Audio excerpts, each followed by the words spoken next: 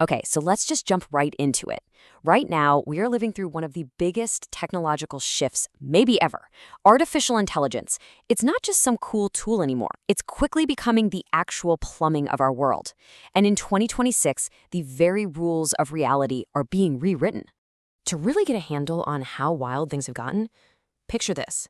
An employee at a huge global firm gets an invite to a video call with their CFO. On the call, they're told to authorize a few wire transfers, and they do it. The total amount? A cool $25.6 million. But here's the twist, and it is a huge one. The CFO? Not real. The other colleagues on the call? Also not real. Every single person on that screen, except for the poor employee, was an AI-generated deepfake. This wasn't just a clever scam. No. This was a massive warning shot. It's proof that we've entered a new reality where you literally can't trust your own eyes. And you know, that deepfake heist perfectly captures where we are now. Welcome to 2026. This is the year intelligence stops being just an app and starts being infrastructure. We've moved past AI that just talks to AI that actually acts. It's not a product you use anymore. It's becoming a utility, like the power grid or the internet, just humming along in the background, powering everything. And make no mistake, this is a giant leap. Dr. Sarah Chen over at Stanford's AI Research Institute puts it best. She says this shift is the biggest thing to happen in computing since we went from typing in commands to clicking on icons. Just think about that. We're going from systems that just respond to us to systems that can anticipate what we need and go do it. So what is this new tech really? It's called Agentic AI, and you have to forget about the chatbots you're used to. This is a whole different league. Imagine an AI that doesn't just show you flight options, but sees you have a meeting, books the best flight, arranges the car to the airport, and checks you in all without you lifting a finger. These are systems that can plan, decide, and then actually do things in the real world by themselves. This isn't just automation, it's full-on delegation. And that right there brings us to the central conflict of our story. The autonomous agent problem. Our technology has taken this huge jump forward, but our rules, our laws, our ability to govern it hasn't kept up. We've created this massive governance gap that frankly we just weren't ready for. This leaves us staring at a giant, unanswered question. If an AI agent makes a stock trade that breaks the law, or sends an email that causes a ton of damage, who's at fault? Who do you sue? The programmer who wrote the code, the company that deployed it, the person who gave it the initial vague command? Right now, nobody really knows. And this governance gap really breaks down into three urgent challenges. First, that liability problem. Who to blame when things go wrong? Second, there's the monitoring paradox. The whole point of these agents is that they work without us micromanaging them, but if no one's watching, the risk is totally uncontrolled. It's a classic catch-22. And third, these agents operate across borders in a split second, creating absolute legal chaos. So, to try and get a handle on all this chaos, a global race has kicked off. A race to write the rulebook for AI. And right now, the world is split. There are two competing blueprints taking shape, led by the two biggest players on the field, the European Union and the United States.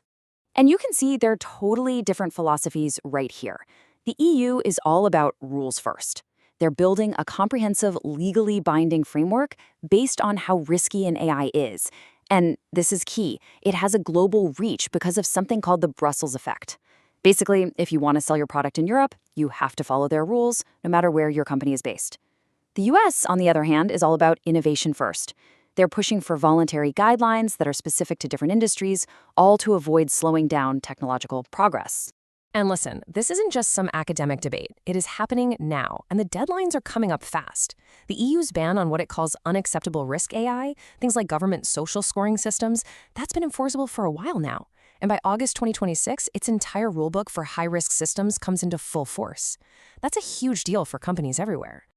Okay, so what does this all mean in practice? How do these competing rulebooks actually work?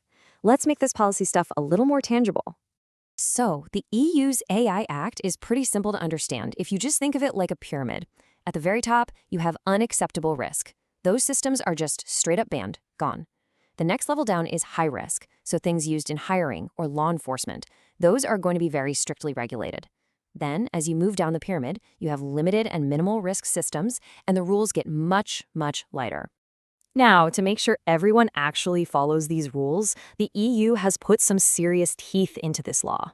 And the number you absolutely need to remember is this one, 7%. Because the fine for violating the AI Act is up to 35 million euros or 7% of a company's global annual revenue, whichever is higher. Yeah, that's a number specifically designed to get the undivided attention of every CEO and board member on the entire planet. The U.S. approach, on the other hand, is completely different. It's guided by NIST, the National Institute of Standards and Technology. And it's not a rigid pyramid. It's a continuous cycle. Govern your policies, map out the context, measure the risks, and manage your response. It's meant to be voluntary, flexible, and always evolving with the tech. So what happens next? Where do we go from here? Well, with all these powerful AI agents getting unleashed into a world with a messy patchwork of rules, we are heading straight for a real crisis of trust. Let's take a look at the road ahead.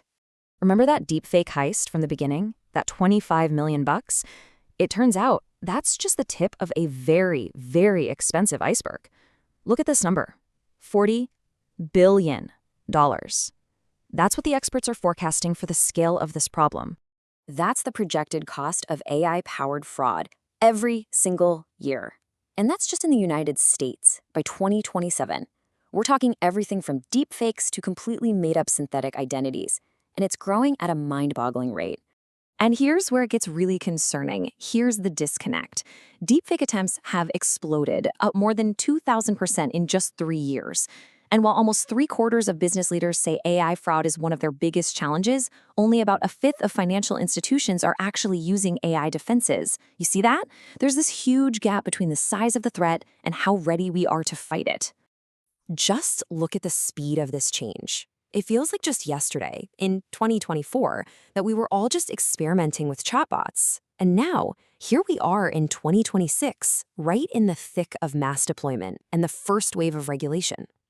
By next year, the game is over. We'll be living fully in the AI infrastructure era.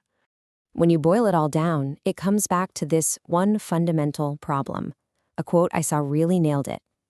We are building intelligence much, much faster than we are building control. So that's the bottom line. We're at a crossroads. And history tells us that we usually write these big society-changing rules after disaster, not before one. So the question for all of us is, will this time be any different? Are we going to figure this out before something terrible happens? Or is it going to take an AI-driven catastrophe to finally force our hand?